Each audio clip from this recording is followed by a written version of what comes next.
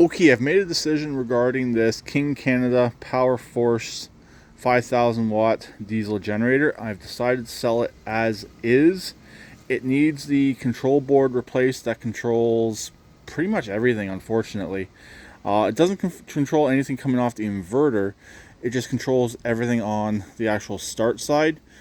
The ignition switch, the on-off control, so the basically the cable and the solenoid that kills the injection pump.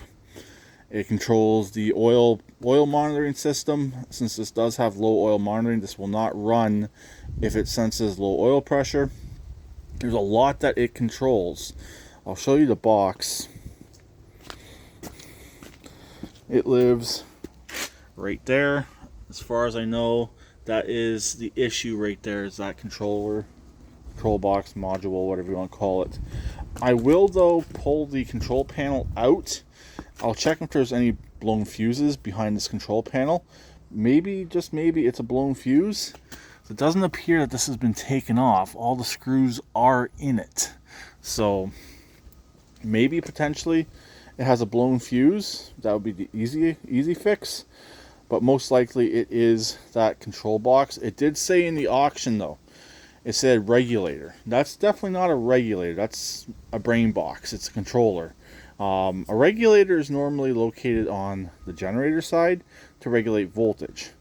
This was overvolting because the idle was set way too high.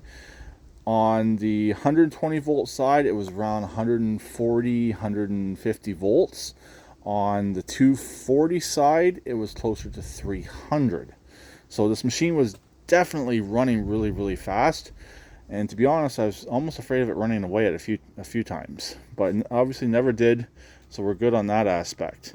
So it was running that fast. So I'm gonna get the oil done on this. I'm gonna clean up the filter and pull the filter out, check it.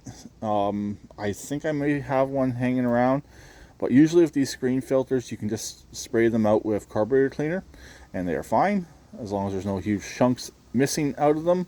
They are a cleanable, reusable filter, so we're good on that aspect. That's what I did with the last diesel generator I had. I changed the oil and I just cleaned up the filter and slapped it all back together. Unfortunately, the filter that was sent to me was the wrong one, and that one actually shut down on low oil pressure. This one, I don't even want to put a filter in it just in case it's the wrong one, since I don't know if this machine has low oil pressure. I would assume that light would come on, but it does not have the ability to shut itself off. So that's why I'm not going to mess with it. Just clean it and we are good to go. So it actually fits really nice in this little trailer. Obviously it won't be sold with this trailer, but it fits in here good. It makes it a lot easier to move it around. I wish I would have did this last week whenever I picked up the generator.